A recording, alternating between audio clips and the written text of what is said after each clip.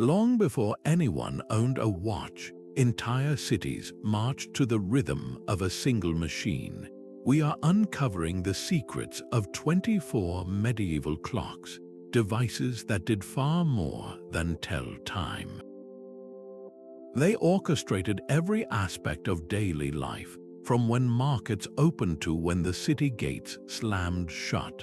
By the end of this, you will understand how these forgotten giants controlled society itself. How did a bell's chime dictate the fate of merchants and monks alike? And what happened when a clock's intricate dance of gears decided the law?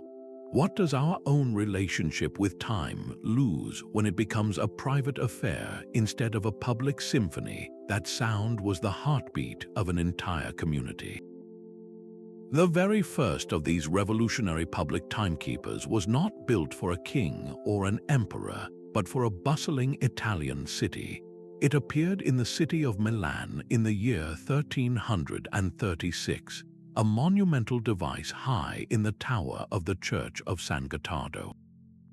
This was not a quiet, delicate machine.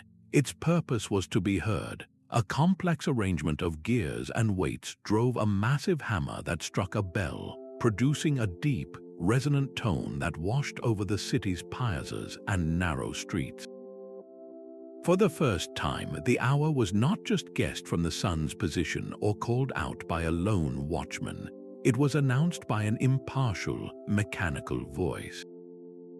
This was a profound shift in power.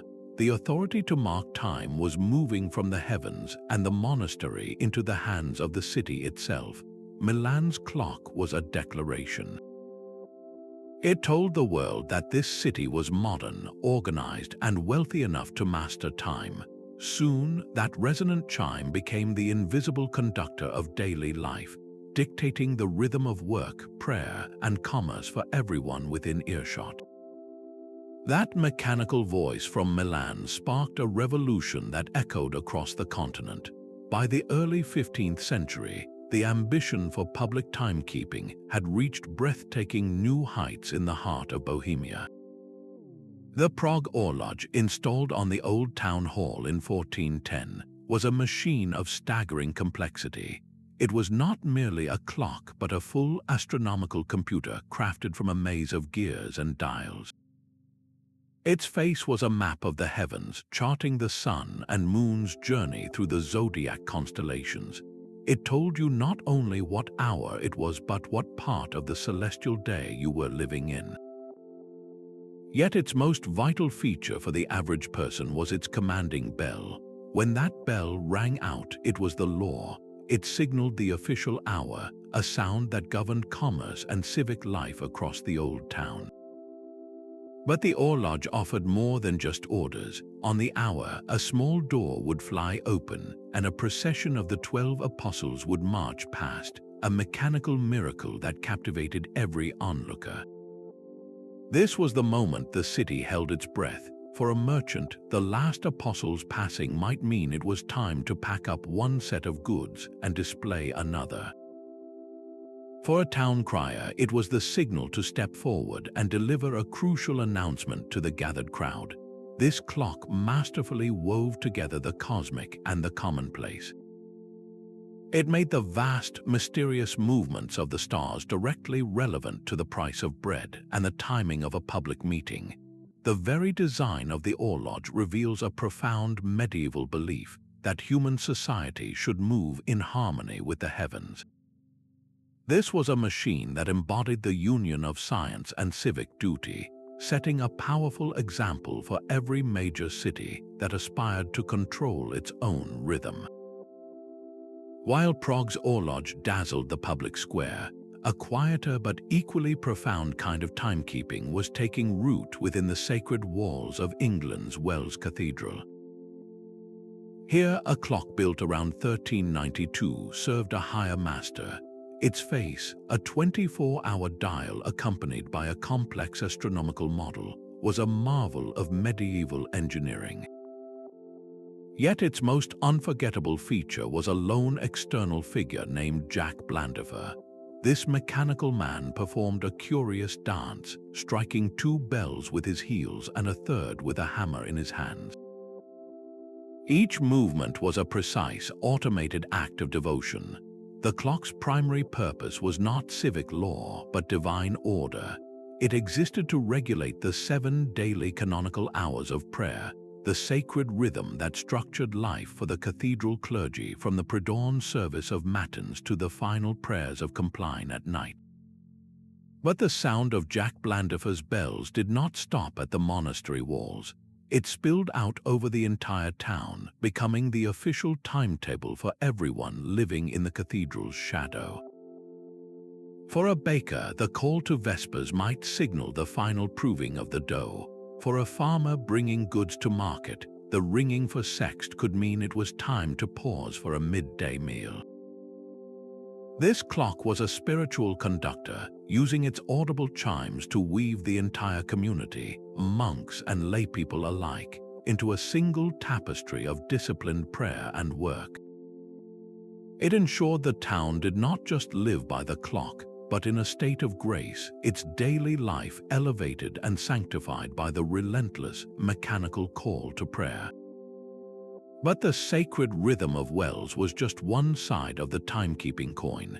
In the free city of Bern, the Zytglogge Tower projected a very different kind of power, one of civic pride and municipal law. Originally a simple guard tower built in the 13th century, it was transformed in the 15th century by the addition of an astronomical clock and a musical chime. On the hour, the city was treated to a spectacle, a parade of mechanical bears, the proud symbol of Bern, accompanied by a jester and the crow of a golden rooster. This charming performance was far more than public entertainment. It was the official trigger for the city's daily operations. The last bear's circuit signaled the changing of the city guard at the gates, the official opening of the market stalls, and the precise moment when guild masters had to release their apprentices for the day. The authority of this clock was woven directly into the legal fabric of the city. Contracts were considered binding from the stroke of its bell, court sessions were scheduled by its chime, and witness testimonies would often cite the Zytglogge's time as an unassailable fact. Here, the clock was not a call to prayer but a declaration of civic independence, a mechanical mayor that used the irresistible pull of spectacle to enforce a uniform schedule across the entire populace. Far out to sea, a Venetian galley captain would watch for the glint of bronze high atop the Piazza San Marco. The Torre dell'Orologio, completed in 1499, was more than a civic monument. It was the command center of a maritime empire. Its grand face displayed not only the hour but the ever-shifting phases of the moon and the journey of the sun through the zodiac. This was critical information, for the clock's true master was the sea itself. The complex dance of the tides in the Venetian lagoon dictated everything, and this machine translated that celestial pull into a workable schedule for the entire republic. The bell, struck on the hour by two massive bronze figures known as the Moors, did not just mark time, it opened and closed the city's veins of commerce. That sound was an absolute signal.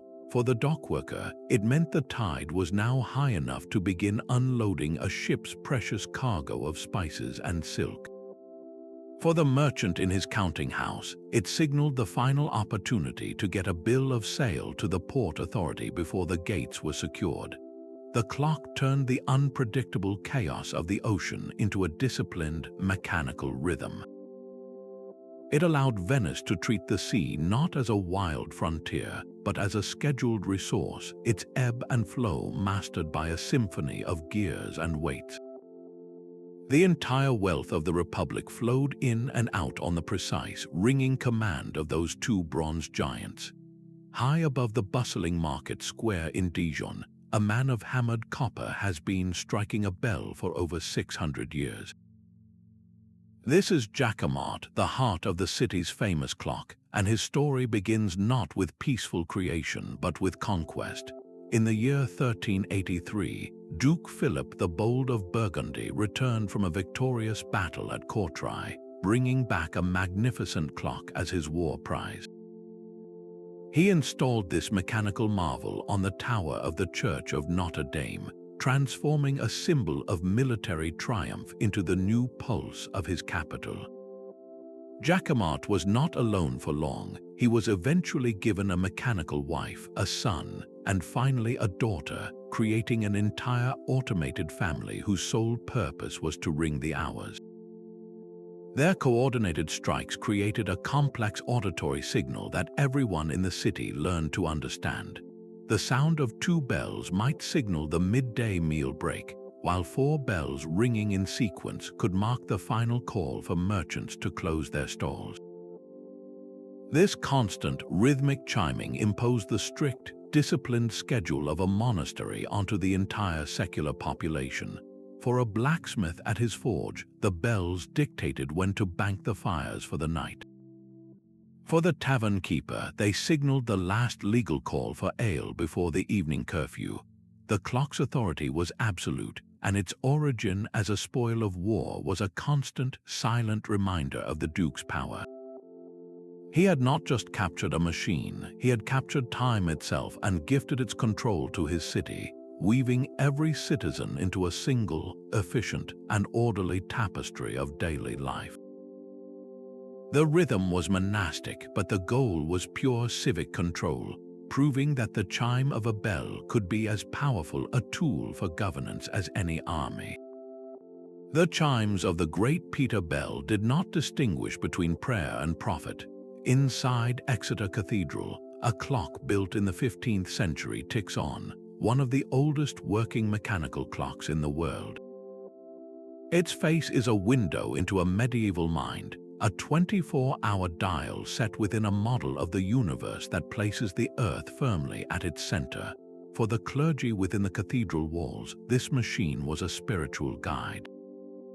The Great Peter's powerful voice called them to the 8 canonical hours, from matins in the dark of night to compline before sleep, structuring their entire existence around devotion. But that same sound carried a second, equally vital command as it echoed through the city streets.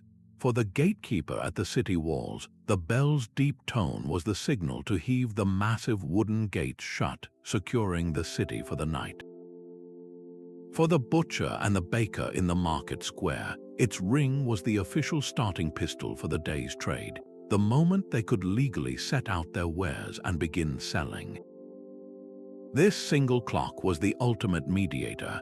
It synchronized the soul of the city with its stomach, ensuring the monk's vespers did not conflict with the merchant's vespers, the final sale of the day. Can you hear that harmony, the single bell serving 2 masters without contradiction? The sacred schedule of prayer and the secular rhythm of commerce were not in competition. They were 2 melodies played in perfect time by the same unerring mechanical heart. This was the genius of the medieval public clock. It wove separate worlds into a single, functioning society. While the clocks of power and prayer kept cities in sync, the Gros-Horloge of Rouen mastered a deeper, more ancient rhythm. Spanning a Gothic archway in the heart of Normandy, this Renaissance masterpiece was more than a civic ornament. It was the agricultural conscience of an entire region. Its grand face, with a single hand sweeping a 24-hour dial, was just the beginning of its story. Above it, a brilliant blue sphere traced the ever-changing phases of the moon. To us, this might seem a beautiful curiosity, but for the farmers and merchants of medieval Rouen, that lunar dial was the most vital piece of information in the city. It was their economic forecast and agricultural almanac, all displayed in a single, slowly turning disc of painted metal. A farmer bringing his wares to market would look up and know instantly whether the next week would bring the dark nights ideal for transporting fragile goods or the bright moonlight needed for late harvest work. This clock tied the most sophisticated human engineering directly to the soil. It announced that the time for sowing the winter wheat was near, or that the apple harvest should begin before the next phase of the moon. The Gros-Horloge did not just tell the hour, it told the season for every essential task, but its authority did not end in the fields. The same bell that rang from the tower enforced a strict schedule upon the city's workforce. Its chime dictated the precise moment the Weavers' Guild had to begin their work, when the metalworkers could bank their forges for the evening, and when the dockworkers' day officially ended. This single machine seamlessly connected the celestial and the terrestrial. It used the moon to guide the farmer's plow and a bell to command the artisan's hammer, weaving the entire regional economy from field to workshop into one predictable and prosperous system. The Gros-Horloge was a true master of time for all seasons, proving that the most advanced technology was that which served not just the city, but the land that fed it. That mechanical rooster in Strasbourg is far more than a charming spectacle. Its crow is a direct echo from a time when clocks spoke not with dials and hands, but with sound and motion. Before intricate faces displayed the time for all to see, the primary purpose of these great machines was to be heard. The most crucial component was often a simple automaton, a mechanical bell ringer whose sole job was to strike a massive bell with perfect, unerring regularity. This was the public address system of the medieval world. Every strike of that hammer was a command. It signaled the canonical hours for prayer, calling the faithful to Mass or Vespers. That very same sound also governed the secular world, marking the civic hours for the market to open, for court to be in session, or for the city gates to be locked at curfew. Think of the immense coordination required for a bustling town to function. The judge, the merchants, the laborers, the guards, all needed to act in unison. Their shared schedule was enforced not by a personal watch, but by a public bell. The deep, resonant tone of the cathedral clock was the trigger for 100 different daily activities, from a public assembly in the square to the moment a guild master paid his workers. This mechanical reliability was the bedrock of communal life. The unwavering rhythm of an automaton's hammer created a shared reality for everyone, a synchronized existence where complex society could flourish. That rooster's crow was not just marking the hour, it was building the city itself, one predictable, audible chime at a time. But the relentless chiming of bells was not the only way to master time. In the royal courts of the Islamic world, a different kind of genius was at work, one that harnessed the silent, steady flow of water. The masterpiece of this tradition was the elephant clock, designed by the brilliant engineer Al-Jazari in the 13th century. This was not a simple timekeeper. It was a monumental, water-powered automaton that turned the measurement of hours into a theatrical performance. A complex system of buckets and floats hidden within a sculpted elephant would trigger a sequence of events every 30 minutes. A mechanical bird would let out a whistle, a figure would strike a cymbal, and the driver seated on the elephant's back would shift his position. Imagine the wonder of witnessing this intricate dance, a machine that did not just tell time but performed it. While this particular clock was built for a palace, the principles behind it held immense potential for public life. A water clock installed in a town square could have used that same reliable hydraulic power to orchestrate an entire community. The steady, predictable flow of water could have been calibrated to sound a gong precisely at dawn, signaling the moment to open the complex network of irrigation channels for the fields surrounding the city. That same signal could mark the start of the first shift for the workers at the water mills, synchronizing their labor with the very force that powered their machinery. The clock would then continue its silent count, using floats and levers to ring again for the midday prayer, and finally to mark the end of the legal workday. This was scheduling rooted in a natural force, an elegant fusion of engineering and the environment. It demonstrated that public time did not need to be loud and commanding to be effective. It could be a quiet, continuous, and beautifully ingenious system that used the world itself to keep the city in perfect rhythm. The relentless rhythm of the clock was also a tool of security. In the quiet English city of Salisbury, a mechanism began its work around 1386, a machine so ancient it still operates today. The Salisbury Cathedral clock is the oldest working clock in the world, and its design reveals a stark, singular purpose. It has no face, no dials, no moving figures. Its entire reason for being was to swing a heavy hammer against a bell. Inside the cathedral, that sound was a call to devotion, marking the hours of prayer for the clergy. But for the town sprawling beyond the cathedral walls, the very same chime carried a much more earthly command. It was the voice of the nightly curfew.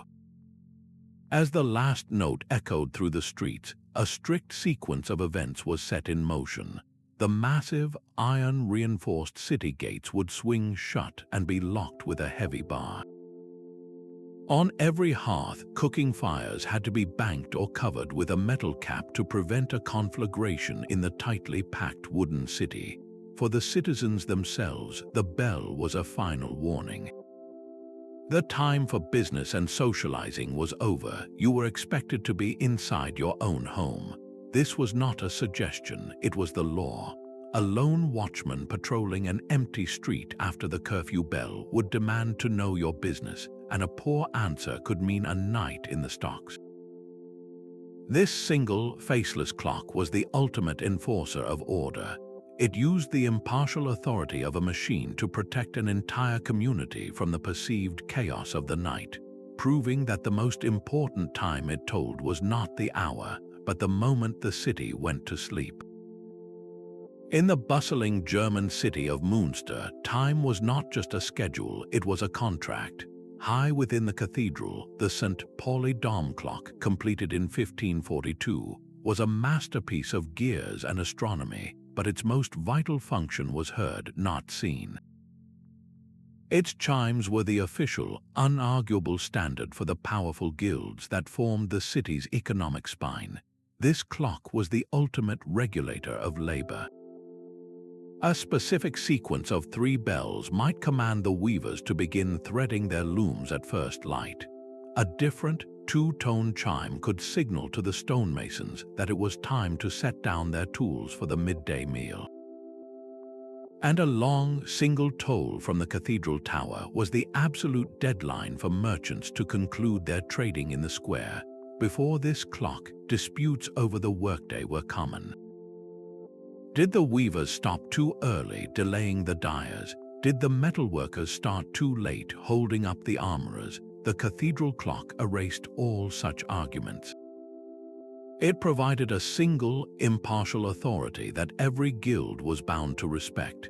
This mechanical arbitrator ensured that the complex, interdependent dance of the city's trades moved in perfect synchrony. The baker knew when the miller would have flour ready. The blacksmith knew when the cartwright would need new nails. By governing the rhythm of work, this clock did not just tell time. It wove dozens of separate crafts into a single, prosperous, and harmonious economy, proving that the true power of a public clock lay in its ability to settle disputes before they even began. The river itself dictated the law in the port of Bristol. Here, the most important schedule was not written in a bell tower's gears, but in the relentless 24-foot pull of the River Avon's tide. The city's answer was not a clock face, but the Bristol High Cross and its system of bells. These were not hourly chimes, but urgent, event-driven signals that rang out with a single, critical piece of information: the state of the tide. For a shipmaster waiting downriver, the sound of that specific bell was a command. It told him the precise, narrow window when the water was high enough to safely navigate his heavily laden merchant vessel through the treacherous river channel and into the safety of the harbor. That single sound set an entire city in motion. The moment the bell rang, the dockmaster would muster his crew of stevedores. The carters would line up their wagons along the quayside. The customs officials would take their positions, their ledgers open and ready, and the merchants whose entire fortunes might be sailing in on that tide would hurry to the waterside. This tidal clock turned chaos into coordination.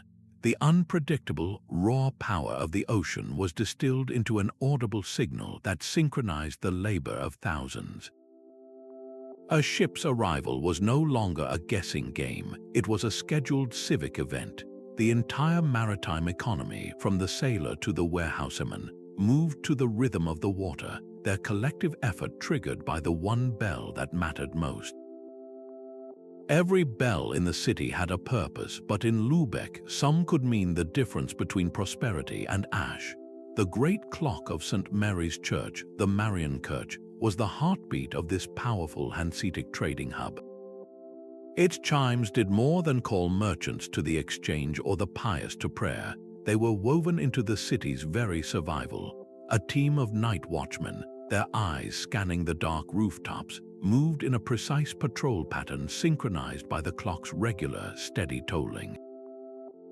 Each bell was a checkpoint, a confirmation that all was well, but that predictable rhythm could shatter in an instant. If a watchman spotted the dreaded glow of a fire, he would race to sound the alarm. The signal was not a single bell, but a specific, frantic, and terrifying pattern of ringing from the great tower. This was a sound every citizen knew to fear. That chaotic pealing would rip through the silence of the night, transforming the clock from a timekeeper into a screaming siren. It triggered an immediate, city-wide response. Householders were required by law to grab their leather fire buckets and run toward the sound. The members of the volunteer fire brigades, perhaps woken from sleep, would assemble at predetermined posts. The clock's alarm created order out of sheer panic, directing the chaotic human energy of a terrified population into a coordinated counterattack against the flames. In that moment, the same mechanism that had calmly dictated the price of timber hours before was now fighting to save the city itself. This was the ultimate adaptation of public time, proving that a clock's most vital function was not to measure the peaceful hours, but to manage the single, catastrophic minute when everything was at stake. The king's new clock made the law itself run on schedule. When Charles V installed the first public timepiece in Paris on the tower of the Palais de la Cité in 1370, his goal was to bring order to the sprawling royal court. But its authority quickly spilled over into the halls of justice. The clock's commanding bell did not just tell the king when to dine, it told the entire judicial system when to begin its work. Across the square, in the bustling courts of law, the day's proceedings were governed by that single, resonant tone. For a lawyer preparing his case, the first chime of the morning was a final warning to gather his parchments and hurry to the courtroom. For a nervous plaintiff or a defendant awaiting judgment, the sound marked the moment their fate would be officially considered. The clock introduced a radical new concept to the often chaotic world of medieval law: punctuality. A court session now started and ended at a precise, publicly known time. This mechanical discipline transformed the administration of justice from a slow, uncertain process into a predictable and orderly one. Citizens no longer had to wait for hours in crowded antechambers, wondering when a judge might appear. They could plan their entire day around the clock's reliable signals, knowing exactly when to present themselves and when their business would be concluded.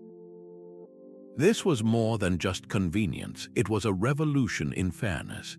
The impartial bell ensured that everyone, from the powerful noble to the common merchant, was subject to the same temporal law, making the workings of justice transparent and dependable for the entire city. That same bell that enforced the law in Paris also conducted the Great Symphony of Commerce in Ghent. High in the city's iconic belfry, a symbol of hard-won civic freedom, a clock mechanism took command of the city's most vital rhythm, its economy. This was no single bell marking the hour, but a carillon, an entire orchestra of bells controlled by a complex arrangement of gears and drums. Each market in the city had its own distinct auditory signal, a specific sequence of chimes that functioned like a public announcement system for everyone. The deep, resonant toll of one bell might signal the official closing of the grain market at the Korenmarkt. Before the last echo had faded, a brighter, more rapid cascade of notes from a different set of bells would ring out, announcing the immediate opening of the cloth hall. This was the city's invisible traffic director. A merchant dealing in both wool and wheat would know instantly to pack up his sacks of grain and have his servants carry his bolts of fabric to the next square. Customers, too, moved with this flow, a human tide guided by the bells from one commercial zone to another without ever clashing or causing a logjam. This auditory scheduling prevented the entire city center from descending into a chaotic standstill. The belfry clock transformed the messy, overlapping demands of daily trade into a smooth, efficient, and perfectly timed ballet of goods and people. It was the ultimate market conductor, its mechanical heart beating in time with the relentless pulse of commerce, ensuring that the city's wealth was not just made but moved with breathtaking precision. A king's palace was a world unto itself, and at Hampton Court, its entire cosmos was governed by a single machine. Commissioned by the formidable King Henry VIII in 1540, the great astronomical clock of Hampton Court Palace was far more than a royal toy. Its ornate face was a dense encyclopedia of time, displaying not only the hour but the month, the date, the day of the year, the current zodiac sign, and the precise phase of the moon. This was not information for idle curiosity. It was the essential data needed to run a miniature city. For the vast community of courtiers, servants, guards, and clergy living within the palace walls, this clock was their absolute authority. Its intricate readings dictated a rigid, hierarchical schedule that left nothing to chance. The position of the moon and the saint's day listed on the dial would determine the specific liturgy for the morning chapel service, telling the choir exactly which hymns to sing. The time of year shown would signal the master of the household to order a change from heavy winter tapestries to lighter summer hangings. At the stroke of a specific hour, the clock's mechanism would trigger a bell that sent the king's personal guard marching to their posts in a perfectly timed rotation. Even the elaborate meal service for hundreds of staff in the great halls was synchronized to this device. When the clock showed a certain hour, it was the official command for the scullions to begin scrubbing pots, for the bakers to pull the final loaves from the ovens, and for the servers to take their places in the procession to the tables. This single clock masterfully compressed the functions of a civic bell tower, a lunar calendar, and an agricultural almanac into one royal instrument. It proved that the same principles used to synchronize a free city could be applied with even greater precision to control the complex, ritualized life of a court, ensuring that every soul, from the lowest kitchen boy to the king himself, moved in lockstep to the rhythm of its gears. The relentless rhythm of industrial production found its own mechanical voice at the riverside mill.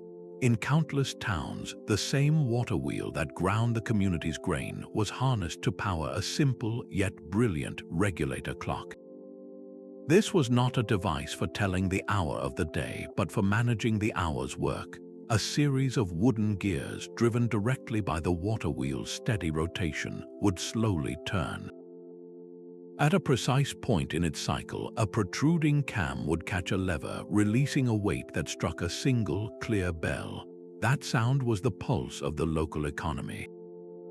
For the miller's assistants coated in a fine white dust, one chime meant it was time to swap positions, the man tending the grinding stones relieved by the man sacking the flour.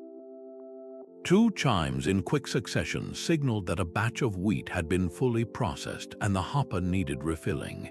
But the most anticipated signal was a distinct triple ring, a sound that carried across the surrounding fields. This told the waiting farmers that their appointed time slot had arrived, that they could now bring their sacks of grain to be ground. This simple water-driven clock eliminated arguments and long, unproductive queues. It turned the vital but chaotic process of milling into a smooth, scheduled operation, ensuring the community's bread was produced with the same reliable efficiency as the flow of the river itself.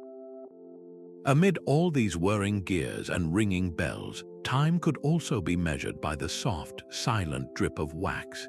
In the hushed scriptoriums and cloisters of medieval monasteries, the most reliable clock was often a simple, marked candle.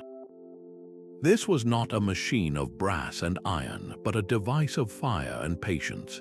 A monk known as the circator would be tasked with timekeeping, and he would use candles of a specific, consistent thickness, each carefully notched to represent the canonical hours. He would light a new candle at a set time, perhaps at the first service of matins, and then watch as the flames slowly consumed the wax, each burning segment signaling the approach of the next prayer. The system was elegant in its simplicity, a quiet countdown to devotion. But this sacred schedule did not remain behind monastery walls. In a town with a strong monastic presence, the entire community learned to listen for the bell that rang when a candle segment had burned away. That sound, though prompted by a flickering flame, became the town's shared metronome. For the baker whose shop abutted the abbey walls, the bell at the end of the first candle might mean his ovens had reached the perfect temperature for the morning batch. For the town crier, the bell at the end of the second candle could be his signal to make the first official announcement of the day in the market square. The candle clock created a rhythm that was more organic, more fluid than the rigid strike of a mechanical bell. It linked the mundane passage of secular time directly to the sacred burning of a devotional object, weaving the spiritual discipline of the monastery into the very fabric of the town's daily life. The entire community, knowingly or not, was living by the measured burn of a monk's candle. Out at sea, the rhythm of life was measured in sand and sound. A ship at anchor was its own floating clock tower, its schedule dictated by the steady trickle of a 30-minute sandglass and the sharp, clear ring of a brass bell. A designated crewman, the ship's boy, had one sacred duty: to watch the glass. The moment the last grain of sand fell from the upper bulb to the lower, he would turn it over and strike the bell once. After the next 30 minutes, he would turn it again and ring it twice. This cycle continued throughout the 4-hour watch, the bell's tally climbing to 8 strikes before resetting. That sound was the ship's heartbeat, marking the passage of time for the men aboard. But when a vessel lay at rest in a crowded harbor, those bells did not echo in isolation. They created a chorus. From a dozen different ships, the sound of bells would ripple across the water, each one marking the same half-hour increment, a decentralized symphony of timekeeping. For every sailor in port, whether he was on a British frigate or a Dutch merchantman, that collective chime was a universal signal. It marked the precise moment a watch ended, releasing a flood of weary sailors onto the docks for their precious shore leave. It also signaled the start of a new watch, calling the next shift to their posts for maintenance and repairs. This shared maritime schedule transformed the chaotic waterfront into a model of efficiency. The tavern keeper knew exactly when to tap a fresh keg, anticipating the sudden rush of thirsty men. The ship's chandler, selling ropes and sails, would have his team ready to deliver supplies the moment a new watch began and the ship was open for business. Even the launderer, collecting the sailors' soiled uniforms, scheduled her pickups to the rhythm of the bells. The entire dockside economy, a world of its own, synchronized its pulse to this floating, mechanical rhythm. No single clock tower could have managed the complex tidal flow of sailors and supplies, but 100 ships' bells, all ringing in loose harmony, created a perfect, adaptive schedule for a community whose life was dictated by the sea. Yet even the most advanced mechanical clock could drift into error, its gears worn by weather and weight. For the ultimate authority, every town looked past its own inventions to the sun itself. High on the southern wall of a cathedral or town hall, you would often find a simple, stark line etched into the stone, a noon mark. Beside it, a more intricate device might be mounted, a brass astrolabe engraved with a web of curves and numerals. This was the city's original timekeeper. Each day, a designated clock keeper would watch this instrument. His task was one of pure observation, tracking the slow crawl of a shadow until it fell in perfect alignment with the noon mark. At that precise moment, when the sun reached its highest point in the sky, he would give a signal. A great bell would then ring out across the rooftops, a single, powerful chime that was the official truth. This was the noon bell, a daily correction broadcast to the entire population. That sound was a command for every other public clock in the city. The monk in the cathedral tower would hear it and adjust his mechanical clock's weights. The market warden would note it and reset the water clock in the square. This daily ritual resolved disputes before they could even begin. A merchant could not argue he had been fined for closing his stall late if the entire town had just heard the sun itself declare the correct time. This system created a beautiful harmony between human ingenuity and cosmic reality. The town lived by its machines, but it answered to the sun, a daily reminder that their entire society, for all its complexity, was still a part of the natural world. That mechanical procession was far more than a delightful show. As the last apostle marched past on the Prague Orloj, or the final bear completed its circuit on the Zytglogge, a silent, city-wide countdown began. In towns with these elaborate automaton clocks, the entire parade of figures was a precise visual timer. If the sequence of moving knights and saints took exactly 3 minutes to complete, every citizen watching understood that duration intimately. The start of the performance was the trigger, and the final figure's return to its alcove was the starting pistol for civic life. Imagine a town crier waiting in the square, his scroll in hand. He would not act when the first bell rang, but when the first automaton stepped into the light. He knew he had the full 3-minute spectacle to draw a crowd and prepare his voice. The citizens, too, understood this visual language. They knew that when the last wooden saint bowed and disappeared behind its little door, the crier would deliver his news. This system guaranteed perfect punctuality for public announcements, council meetings, or the opening of a judicial session. It transformed the abstract idea of a meeting at the top of the hour into a concrete, community-wide spectacle. Everyone, from the educated councilman to the illiterate laborer, could see time unfolding before their eyes. This shared visual experience ensured that an entire town could assemble and act in perfect unison, their collective rhythm guided not by a silent hand on a dial, but by the majestic, unerring pace of their mechanical citizens. That lone watchman patrolling the silent streets had his own personal guardian, a function built into the very clock he served. Tucked within the complex gear train of many large public clocks was a separate, smaller mechanism, a dedicated alarm. This was not for public emergencies, but for a private battle against exhaustion. After completing a full circuit of his route, the watchman could climb the tower and set this alarm to ring a single bell in exactly 1 hour. He could then find a sheltered spot, knowing the machine would not fail him. That sharp, insistent ring was a command meant for his ears alone, a mechanical hand shaking him awake to begin his rounds anew. This simple automation solved a profound human problem. The darkest hours of the night tested any man's resolve, and a sleeping watchman jeopardized the entire town's security. The clock's alarm enforced a brutal but essential discipline, turning the watchman's solitary vigil into a series of manageable, machine-regulated shifts. His own wakefulness became another civic schedule, as vital and predictable as the market bell or the curfew. In this quiet partnership, the public clock did more than rule the community. It protected the man who protected the community, creating a perfect loop of mechanical reliability and human duty that kept the sleeping city safe until dawn. Yet the town's rhythm was not just one of days but of seasons.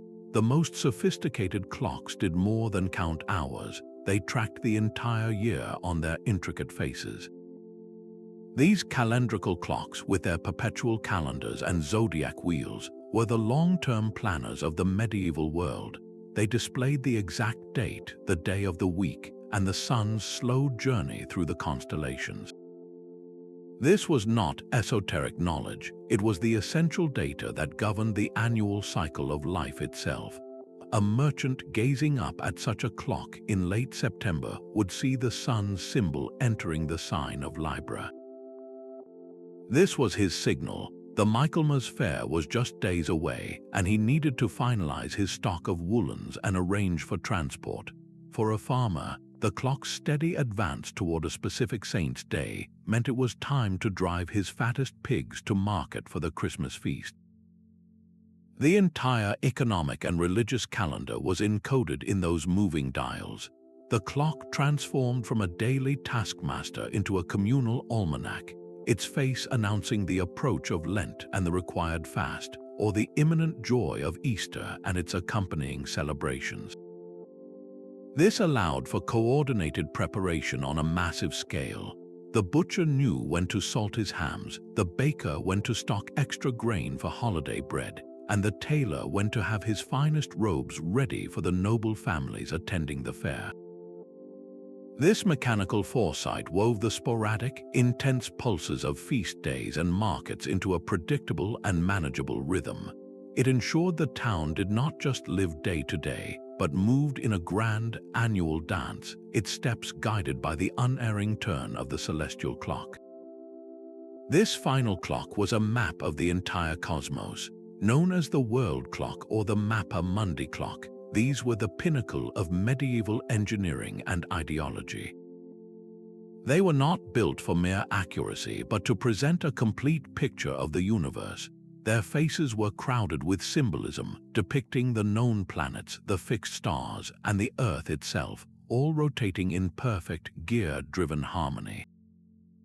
Often, a figure of God or a reigning emperor was placed at the very apex, presiding over the entire mechanical creation. Every glance at this device was a lesson in your place in the grand scheme. The turning spheres above reminded you of the heavenly powers, while your own position on the ground was shown as a small, fixed point in a vast, ordered system. This was not just a timekeeper, it was a tool for social conditioning. When a merchant looked up to check the hour, he was also reminded of his duty to the church and his subservience to the crown. When a laborer heard its bell, the sound carried the weight of a divine schedule, a rhythm that demanded his obedience not just as a citizen, but as a soul. The clock's relentless schedule became a moral and political order, its gears and chimes weaving everyone into a fixed social hierarchy. It made the idea of a divinely ordained chain of command as tangible and unarguable as the turning of a giant brass wheel. This was the ultimate purpose of the public clock, to use the measurement of time to maintain the very fabric of society itself, proving that the most powerful machine is the one that tells you who you are. That trust in the clock's chime was born from a symphony of moving metal. These towering machines were marvels of controlled energy, all driven by a simple yet profound principle: gravity. Picture a heavy stone weight, sometimes as massive as several men, suspended on a thick hemp rope deep within the clock tower. The slow, relentless descent of that weight was the engine's heart, its steady pull harness to turn a series of interlocking gears. But an unchecked fall would send everything spinning into a blur. The genius lay in the regulation of that power, a device called the verge escapement. This clever mechanism acted as the clock's pulse. It would catch and release the gears in a precise, alternating rhythm, creating that iconic tick-tock sound. Each tick was a tiny arrest of the weight's fall, a measured parcel of time being doled out. This steady heartbeat was then translated by a complex train of gears, a thinking mind made of brass and iron. Some gears were tasked with the slow turn of a single hand across a 24-hour dial. Others, with intricate calculations built into their tooth counts, drove the miniature sun and moon across their celestial tracks. And still others, after a specific number of turns, would finally lift a heavy hammer and release it against a waiting bell. The sheer mechanical intellect required to build this without precision tools is almost unimaginable. A master clockmaker had to file each gear tooth by hand, calculating ratios and tolerances in his head, ensuring that 60 ticks of the escapement equaled 1 turn of the minute hand, and that 720 turns of that same hand would finally trigger the bell for Vespers. This was not just engineering, it was a form of mechanical poetry. The clock's unwavering reliability, its promise that the bell would ring at the same moment tomorrow and a year from now, is what gave it absolute authority over the town. Every aspect of public life moved in lockstep with the slow, certain descent of a stone weight and the patient, counting mind of its gears. From the celestial dance of the Prague Orloj to the curfew bell of Salisbury, these 24 medieval clocks were the original social networks. They did not merely tell time, they created it. Each chime and gear was a thread in a vast, invisible loom, weaving the separate strands of labor, prayer, commerce, and law into a single, cohesive social fabric. This was time as a public resource, a shared experience that scheduled an entire world. In our modern age, time has become a private affair, a number glowing on a personal screen. We each march to our own isolated rhythm, our schedules negotiated between us and our devices. But for the medieval citizen, time was a broadcast from the heart of the community. That sound from the tower did not just inform you of the hour, it told you what you were supposed to be doing, and it told everyone else the same thing. It built a powerful collective identity, a sense that you were all part of one synchronized organism. The next time you glance at your watch, pause for a moment.